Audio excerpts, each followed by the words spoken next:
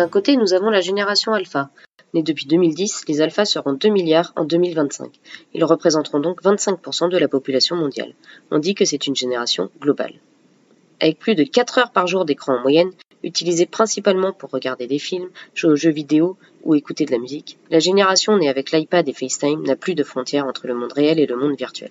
Grâce à la multitude de contenus qui sont à sa disposition, on dit que ce sera la génération la plus instruite grâce à l'auto-instruction. Mais les alphas recherchent aussi les interactions sociales. Ils sont dans l'acceptation de soi et des autres. De l'autre côté, le secteur muséal. Le musée a pour mission la conservation et la sécurisation des œuvres qu'il héberge. Mais il a aussi un but éducatif, à travers ses actions de recherche et de transmission.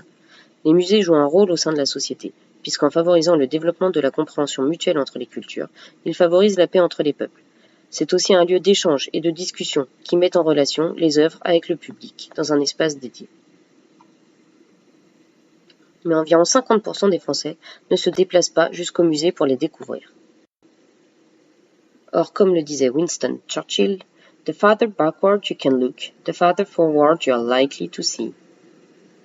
Plus vous pouvez regarder loin en arrière, plus vous êtes susceptible de voir loin en avant. Il faut donc savoir d'où l'on vient pour comprendre où nous allons. Alors, depuis quelques années, les gouvernements successifs et le secteur mettent en place des initiatives pour démocratiser la culture. On peut notamment mentionner les actions de gratuité, qu'elles s'adressent à une cible particulière telle que les plus jeunes ou les plus défavorisés, ou qu'elles aient lieu lors d'événements ou de manière plus récurrente comme le premier dimanche du mois. Malgré ces efforts, les augmentations de fréquentation des musées profitent principalement aux musées stars d'Île-de-France.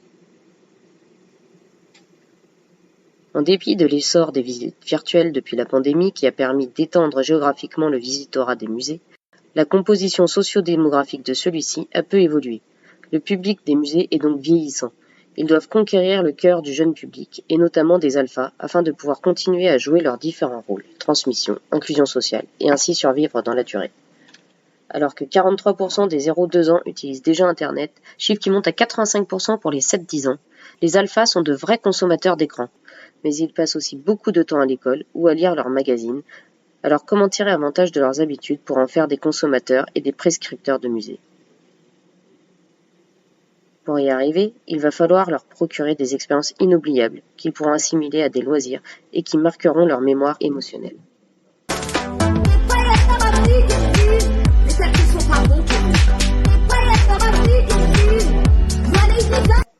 Il faudra leur donner du plaisir, sans pour autant transformer le musée en parc d'attractions. Vous pourrez trouver dans ma thèse rédigée dans le cadre du MBA MCI de l'Institut Léonard de Vinci de nombreuses réponses aux questions suivantes. Comment amener les AFA à s'intéresser à leur patrimoine culturel par l'intermédiaire des musées, que ce soit en s'adressant à eux, à leurs parents ou par le biais de l'école ?